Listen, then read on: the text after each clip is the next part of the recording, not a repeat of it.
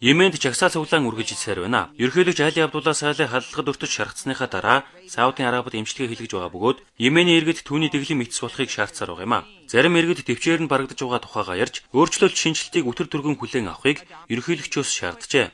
Тэрээр эрх мэдлээ алдахаас өмнө түргэн хөдөлнө гэж найдаж байна. Түүний дэглэмийг эсэргүүцэж байгаа бид одоо удаан хүлээхгүй.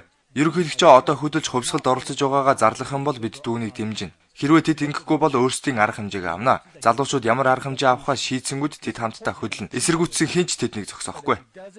Нийслэл Сана хотод 2-7 хоногийн турш ширүүн тулаан болсны улам рүүлжээ. Ерөнхийлөгч Салегийн хүчнийхэн хашиг тэмэх Йеменийн нөлөө бүхий овг аймгийнхантай мөргөлдөх үеэр 200 гаруй хүн амь үрэгдсэн байна. Тус овг аймгийн эзэмшиж байсан шатар сүйдсэн барилгыг гадны сэтгүүлчдэд үзүүлжээ. Сауди Арабын албаны хүмүүсийн хэлснээр ерөнхийлөгч Сале эх орондоо буцах эсэх нь түүний мэдэх хэрэг гинэ.